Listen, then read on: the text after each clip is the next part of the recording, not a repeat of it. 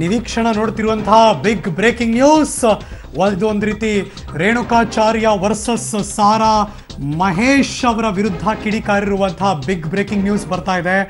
ನಮ್ಮ ಶಾಸಕರನ್ನ ಟಚ್ ಮಾಡಲಿ, ನಮಗೂ ಗೂಂಡಾಗಿರಿ ಮಾಡೋಕ್ಕೆ ಬರುತ್ತೆ, ಅವ್ರು 10 ಜನ ಶಾಸಕರು ಅಂತಿದ್ದಾರಲ್ಲ, 10 ಜನ ಶಾಸಕರು ಲಿಸ್ಟ್ ಕೊಡಲಿ ನಮಗೆ ಅಂತ ಸಾರಾ ಮಹೇಶ್ ಅವರ ಕೌಂಟರ್ ಆಪರೇಷನ್ ಹೇಳಿಕೆಗೆ ಇದೀಗ ಮಾನ್ಯ ರೇಣುಕಾಚಾರ್ಯ ಅವರು ಶಾಸಕರ ಮಾತಿದು. BJP ಶಾಸಕರನ್ನ ಯಾರನ್ನೂ ಟಚ್ ಮಾಡೋಕ್ಕಾಗಲ್ಲ ಅಂತ ತಮ್ಮದೇ ಆದಂತಹ ಸ್ಟೈಲ್ನಲ್ಲಿ ಸಚಿವರ ವಿರುದ್ಧ ಕಿಡಿಕಾರಿದ್ದಾರೆ ಶಾಸಕರಾದ ರೇಣುಕಾಚಾರ್ಯ ಅವರು.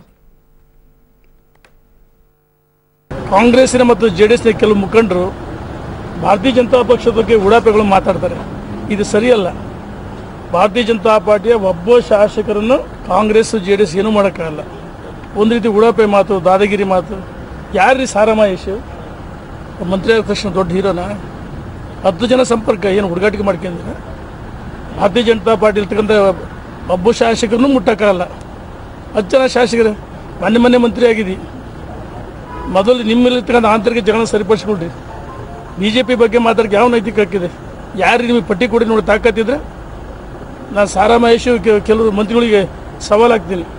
ಫಸ್ಟ್ ಪಟ್ಟಿ ಕೊಡ್ರಿ, ಪಟ್ಟಿ ಕೊಟ್ಟು ಮಾತಾಡ್ರಿ. ನಿಮ್ಮ ಯೋಗ್ಯತೆ ಮಂತ್ರಿ ಆದ ತಕ್ಷಣ ದೊಡ್ಡ ಹೀರೋಗಳು ನೀವು. ಇದು ಸರಿಯಲ್ಲ ಅಂತ ಹೇಳಕ್ಕೆ ಇಚ್ಛೆಪಟ್ಟು ಉಡಾಪೆ ಮಾತಾಡಿದ್ರೆ ನಮಗೆ ಉಡಾಪೆ ಮಾತಾಡಕ್ಕೆ ಬರುತ್ತೆ. ನಮಗೆಲ್ಲ ಭಾಷೆಗಳು ಬಳಸೋಕೆ ಬರುತ್ತೆ. ನಾವು ಹಳ್ಳಿಯಿಂದ ಬಂದವರೇ, ಬಳಸಲ್ಲ ಅಷ್ಟೇ. ನಮಗೆ ಸಂಸ್ಕೃತಿ ಇದೆ, ಸಂಸ್ಕಾರ ಇದೆ.